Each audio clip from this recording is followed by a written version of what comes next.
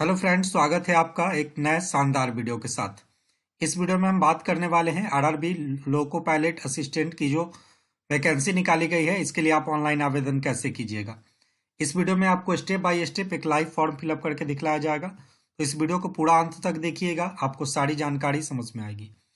और अगर किसी भी तरह का कोई क्वेरी रह जाएगा तो आप हमें कॉमेंट कर सकते हैं।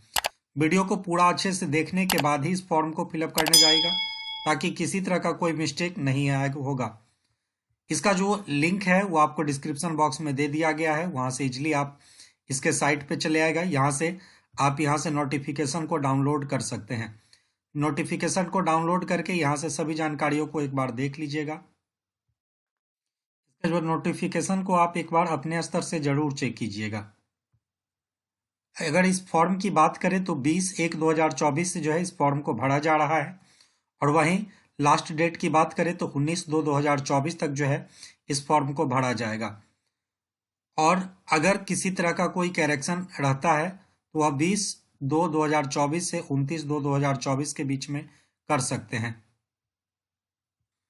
और बात करें टोटल अगर सीट की तो 5,696 जो है टोटल सीट रखे गए हैं।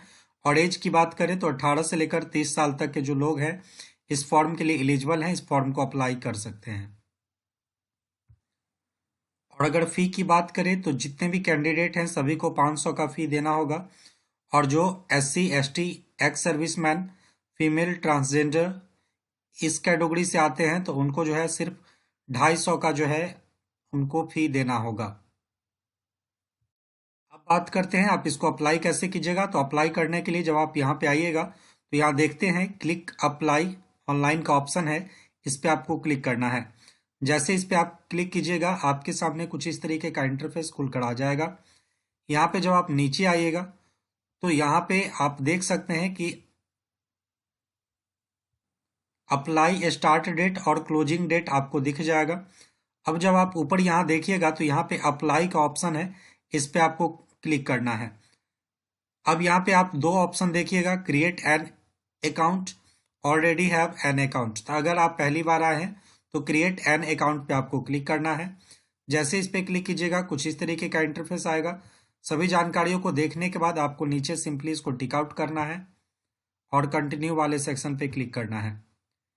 अब आपके पास कुछ इस तरीके का इंटरफेस आ जाएगा। अब यहाँ पे आपको अपनी जानकारी फिल करनी है। सबसे पहले आपसे पूछा जाता है कि आपको कभी भी आरआरबी या आरआरसी के तरफ से निष्कासित किया गया है, तो इसका जवाब यस या नो में दीजिएगा। आप इसको नो ही रहने दीजिएगा। इसके बाद यहाँ पे आपसे पूछता है कि आपने कभी भी अपने चेहरे पे या लेजर सर्जरी करवाया है, अगर करवाया है तो यस या नो में इसका जवाब दीजिएगा।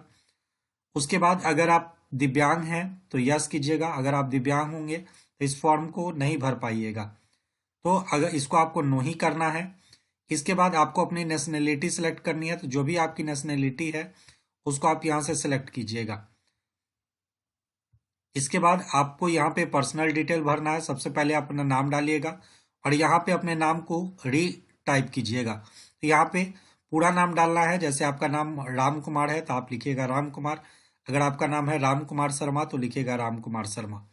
और री टाइप कीजिएगा अपने नाम को, जो भी आपका नाम इसमें डालिएगा वही नाम इसमें डालिएगा। और ये जो है 10th के सर्टिफिकेट के हिसाब से आपको डालना है। इसके बाद आपसे पूछता है कि आपने अपना नाम कभी चेंज किया है, अगर किया है तो यस करेंगे और आई इसको क्लिक करेंगे। फिर अपना न्यू नेम यहाँ डालिएगा, अपने नाम को दोबारा यहाँ डालिएगा। अगर आपने नाम चेंज नहीं किया है तो इसको नो कर दीजिएगा। इसके बाद अपने डेट ऑफ बर्थ को यहाँ पे डालेंगे, जो आपके 10th के सर्टिफिकेट पे होगा वही डेट ऑफ बर्थ आपको यहाँ डालना है और अपने डेट ऑफ बर्थ को कंफर्म करेंगे। ये सभी जानकारी को डालने के बाद जब आप नीचे आइएगा तो यहाँ पे आपको जेंडर सेलेक्ट करना है, मेल है, फीमेल है, ट्रांसजेंडर है, तो आप यहाँ से सेलेक्ट करेंगे। फिर अपने जेंडर को रीसेलेक्ट करना है, तो फिर से अपने जेंडर को यहाँ सेलेक्ट करेंगे। इसके बाद अपने पिताजी का नाम जो 10th के सर्टिफिकेट या मार्कशीट पे है उसके अकॉर्डिंग आपको डालना है। इसके बाद अपने पिताजी का नाम री इंटर करेंगे। फिर अपनी माताजी का नाम और अपने माताजी के नाम को री इंटर कीजिएगा। इसके बाद आपसे यहाँ पे आपका आधार नंबर डालना है और वेरीफाई यूजिंग आधार पे आपको क्लिक कर देना है। अगर आपके पास आधार नहीं है तो do not have Aadhaar card पे आपको क्लिक करना है। जब आप नीचे आइएगा तो आपको यहाँ पे अपने ईमेल आईडी को डालना है और जनरेट ईमेल आईडी ओटीपी पे आपको क्लिक करना है। तब आपके मोबाइल पे जो आपका ईमेल है उस पे ओटीपी भेज दिया जाएगा, उस ओटीपी को यहाँ पे डालना है। फिर जब आप नीचे आइएगा तो अपने मोबाइल नंबर को डालिएगा और जनरेट मोबाइल नंबर ओटीपी पे क्लिक कीजिएगा। आपके नंबर पे एक ओटीपी आएगा, उसको आपको यहाँ पे फिल करना है। जब आप नीचे आइएगा तो यहाँ पे आपको अपना पासवर्ड बनाना है। पासवर्ड कैसे बनाइएगा, तो आप पासवर्ड जैसे आपका नाम है राम, तो आप लिखिएगा राम, तो आर जो है कैपिटल रखिएगा, फिर अपने डेट ऑफ बर्थ को लिखिएगा, फिर @ या हैच इस तरीके का इस्तेमाल कर सकते हैं। फिर अपने पासवर्ड को कंफर्म कीजिएगा। इसके बाद इस कैप्चा को यहाँ पे डालिएगा। जो कैप्चा यहाँ दिया हुआ है इसको आप यहाँ पे डालकर preview and create an account पे आपको क्लिक करना है। अगर आप अपने आधार कार्ड को नहीं डालना चाहते हैं तो जो भी आप आईडी डालना चाहते हैं आप यहाँ से एक बार सिलेक्ट कर लीजिएगा। उसके बाद डॉक्यूमेंट नंबर को आपको यहाँ पे डालना है, कहाँ से इशू किया गया था वो डालना है, इशू का जो है प्लेस ऑफ इशू वो डालना है। तो इस तरीके से उसकी आपको जानकारी फिल करनी है। अब आपको अपनी सभी जानकारियों को एक बार देख लेना है। अगर आपको लगता है कि सभी जानकारियाँ सही है तो क्रिएट एन अकाउंट पे आपको क्लिक करना है। अब आपको यहाँ पे प्रोसीड वाला सेक्शन है, इस पे आपको क्लिक करना है। अब आप अपना मोबाइल नंबर या ईमेल आईडी डालिएगा, फिर अपने पासवर्ड को डालिएगा, इस कैप्चा को डालिएगा और लॉगिन वाले सेक्शन पे आपको क्लिक कर देना है। अब यहाँ पे आप देख सकते हैं कि आपको ये फॉर्म 30 मिनट के अंदर भर देना है। अगर आप 30 मिनट के अंदर इस फॉर्म को नहीं भरते हैं तो फिर से आपको लॉगिन करके यहाँ से दोबारा फॉर्म फिलअप करना होगा। ये जो फॉर्म है वह आप टोटल 13 लैंग्वेज में इस फॉर्म का एग्जाम जो है वो दे सकते हैं। अब यहाँ पे ऑनलाइन एप्लीकेशन का ऑप्शन है, इस पे आपको क्लिक करना है। अब यहाँ पे आपको अपना जो है किस जोन के लिए अप्लाई करना चाहते हैं वो यहाँ से आपको सिलेक्ट कर लेना है। तो जोन किस जोन में सबसे ज़्यादा सीट है वो आप यहाँ पे नोटिफिकेशन को देखिएगा तो आपको यहाँ पे जोन दिख जाएगा, किस जोन में सबसे ज़्यादा सीट है वो आप अपने अकॉर्डिंग देख लीजिएगा। जिस भी जोन में लगेगा कि सीट की संख्या अधिक है आप उस अकॉर्डिंग अपने जोन का जो है चुनाव कर सकते हैं। तो यहाँ से आप जोन का चयन कर लीजिएगा। अब जब आप जोन को सिलेक्ट कर लीजिएगा इसके बाद पोस्ट नेम है, पोस्ट नेम आपको दिख जाएगा, इसको टिक आउट करना है। फिर इसको टिक आउट कीजिएगा एग्री वाले सेक्शन पे, फिर नेक्स्ट वाला ऑप्शन है इस पे आपको क्लिक करना है। अब ऊपर आपको आपकी पर्सनल जानकारी दिख जाएगी। जब नीचे आप आइएगा तो यहाँ पे आपको मैरिड स्टेटस में अनमैरिड हैं या मैरिड हैं वो आपको सिलेक्ट करना है। फिर आपका रिलीजन्स क्या है, हिंदू है मुस्लिम है, तो यहाँ से आप चयन कीजिएगा। इसके बाद आप जो है एग्जामिनेशन लैंग्वेज को आप यहाँ से सेलेक्ट कर सकते हैं, किस लैंग्वेज में आप एग्जाम देना चाहते हैं। इसमें बहुत सारे लैंग्वेज दिए गए हैं तो आप जिस भी लैंग्वेज में चाहे उस लैंग्वेज में एग्जाम दे सकते हैं। इसके बाद आपके बॉडी पे किसी भी तरह का कोई मार्क्स है तो आप यहाँ पे इसको डालिएगा। फिर अपने बॉडी पे कोई दूसरा मार्क्स जो है वो आप यहाँ पे डालिएगा। इसके बाद कम्युनिटी आपको यहाँ से सिलेक्ट करनी है, किस कम्युनिटी के अंदर से आप आते हैं। अगर आप जनरल है तो यूआर सिलेक्ट कीजिए, SC ST OBC EWS जिस भी कैटेगरी से आप आते हैं यहाँ से सेलेक्ट करेंगे। अगर आप SC के अंदर में आते हैं तो नॉन क्रिमिनल जो है सर्टिफिकेट वो आपको देना होगा। इसके बाद सर्टिफिकेट नंबर कहाँ से इशू किया गया था वो आपको यहाँ से सिलेक्ट करना है, कितने डेट को इशू किया गया था उस डेट को डालना है। और यहाँ पे जो है इसको आपको यस करना है। इसमें बोल रहा है कि आप available free rail travel pass the examination, तो यस या नो में आप इसका चुनाव कीजिएगा। इसके बाद अपलोड डॉक्यूमेंट वाले सेक्शन पे क्लिक करके आपको जो है डॉक्यूमेंट अपलोड करना है। इसी तरीके से अगर मान लीजिए आप OBC आते हैं तो OBC वाले को भी नॉन क्रिमिनल आपको यहाँ पे जो है सर्टिफिकेट देना होगा। अब यहाँ से आपसे पूछता है कि आप नॉन क्रिमिनल के अंदर में आते हैं या नहीं आते हैं, तो यस या नो में चयन कीजिएगा। इसके बाद आई एग्री कीजिएगा, फिर सर्टिफिकेट नंबर डालिएगा, कहाँ से इशू किया गया था, डेट डालिएगा। तो इस तरीके से आप उसकी जानकारी यहाँ पे फिल कर सकते हैं। अगर AWS डालते हैं तो AWS का जो सर्टिफिकेट नंबर है वो डालिएगा, कहाँ से इशू किया गया था, कितने डेट को इशू किया गया था, उसकी जानकारी आपको यहाँ पे फिल करनी है।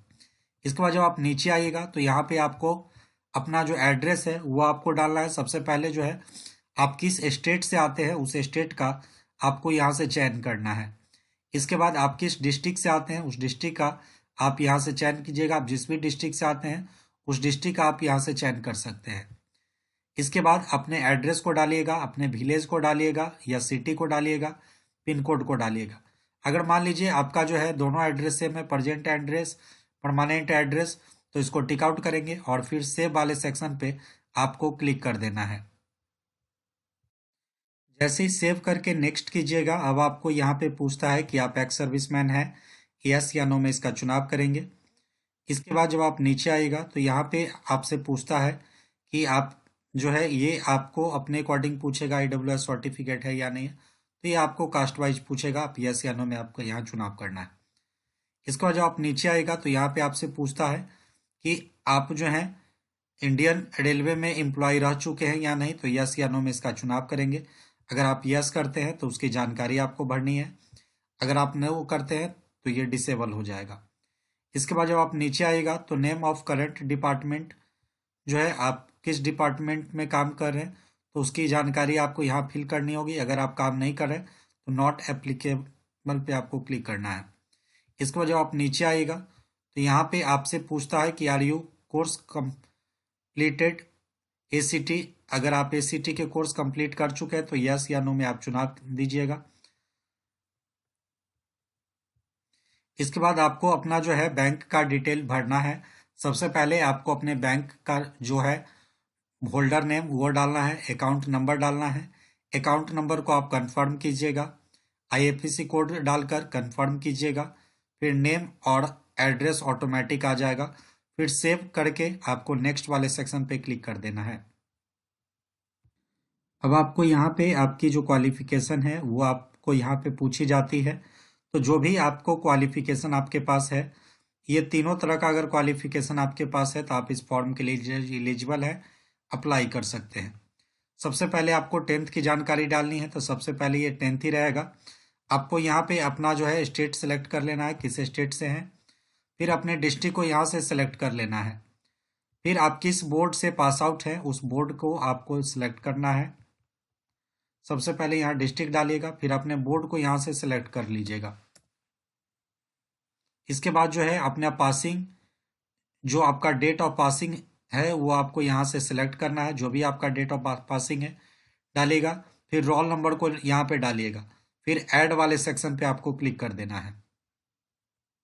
अब जैसे ही आप उसको ऐड कीजिएगा, यहाँ पे आप दूसरा क्वालिफिकेशन आपको यहाँ पे डालना है। जैसे NSC किए हैं, ITI किए हैं, 3 इयर्स डिप्लोमा इंजीनियरिंग किए हैं, डिग्री इंजीनियरिंग किए हैं, तो आप जो भी किए हैं आपको यहाँ से सेलेक्ट कर लेना है।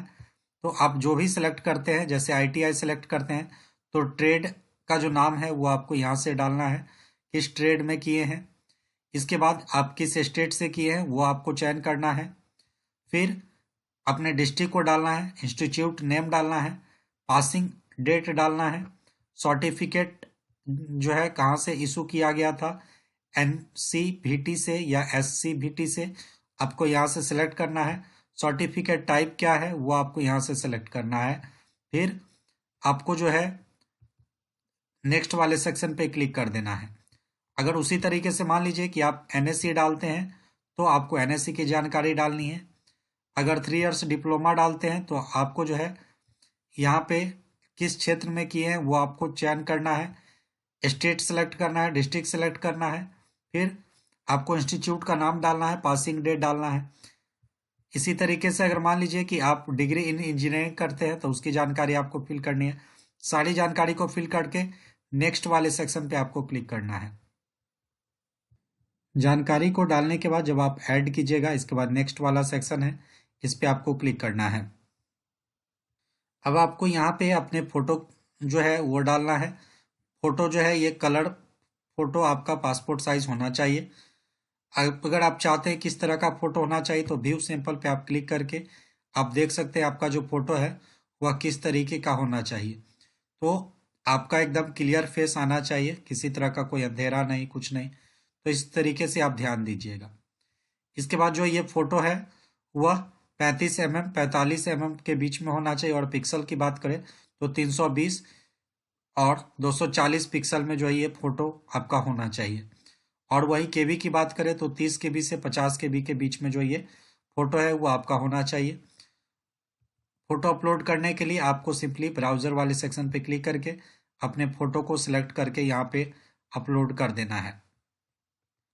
इसके बाद जब सिग्नेचर की बात करें तो आपका जो सिग्नेचर है वह 60 और 140 पिक्सल में होना चाहिए, और 30 केबी से 70 केबी के बीच में होना चाहिए। ब्राउजर पे क्लिक करके आपको अपना फोटो यहाँ पे डालना है, सिग्नेचर डालना है, फिर अपलोड एंड सेव वाले सेक्शन पे आपको क्लिक कर देना है। अब आपको यहाँ पे जो है अपना ट्रेड जो है आपको यहाँ सेलेक्ट करना है। जिस ट्रेड से आप ITI किए हैं वो ट्रेड आप सेलेक्ट कर लीजिएगा पार्ट बी एग्जाम के लिए। तो यहाँ से ट्रेड सेलेक्ट कर लेंगे। इसके बाद आपको यहाँ पे अपना जो है जोन दिख जाएगा। अगर अभी भी चाहते हैं आप अपने जोन को चेंज करना तो click here to change RRB zone पे आपको क्लिक करके अपने जो है जोन उसको आप चेंज कर सकते हैं। इसके बाद जब आप नीचे आइएगा आपको लगता है कि सभी जानकारी सही है तो इसको आपको टिक आउट करना है। इसके बाद आपको यहाँ पे इसको दोनों को टिक आउट करना है। फिर आप जिस भी प्लेस अपने गांव का नाम या शहर का नाम यहाँ पे आप डाल सकते हैं। इसके बाद आप जब नीचे आएगा तो प्रीव्यू एप्लीकेशन पे आपको क्लिक करना है। एप्लीकेशन को देखकर अगर आपको लगता है कि सभी जानकारी सही है तो आपको सबमिट वाले सेक्शन पे क्लिक करना है। अगर आपको लगता है कि आपके द्वारा दी गई जानकारी में किसी भी तरह का कोई मिस्टेक है तो एडिट वाले सेक्शन पे आपको क्लिक करना है। तो मेरे केस में सभी जानकारी सही है तो हम सबमिट वाले सेक्शन पे क्लिक करेंगे। यहाँ पे चेक करने से पहले आपको यहाँ पे इसको टिक आउट करना होगा। इसके बाद सबमिट वाले सेक्शन पे आपको क्लिक करना है। अब आपसे यहाँ पे बोलता है कि किसी भी तरह का करेक्शन नहीं किया जाएगा। अब आपको सबमिट वाले सेक्शन पे क्लिक कर देना है। अब यहाँ पे आपको ये पेमेंट के गेटवे पे ले जाएगा जहाँ पे आपको आपकी जानकारी दिख जाएगी। अब यहाँ पे नाउ वाले सेक्शन पे आपको क्लिक करना है। अब यहाँ पे आपको अपना card number, month, year, CVV और कार्ड का नाम डालकर पे नाउ वाले सेक्शन पे क्लिक करके आप इसके पेमेंट को कर सकते हैं। दोस्तों उम्मीद करते हैं आपको सारी जानकारी समझ में आई होगी। किसी भी तरह का कोई क्वेरी रह जाता है तो आप हमें कमेंट कर सकते हैं, और इसी तरीके के अपडेट्स लगातार पाने के लिए हमारे चैनल को सब्सक्राइब कीजिए ताकि मैं इस तरीके के अपडेट्स लगातार आपके लिए लाता रहता हूँ।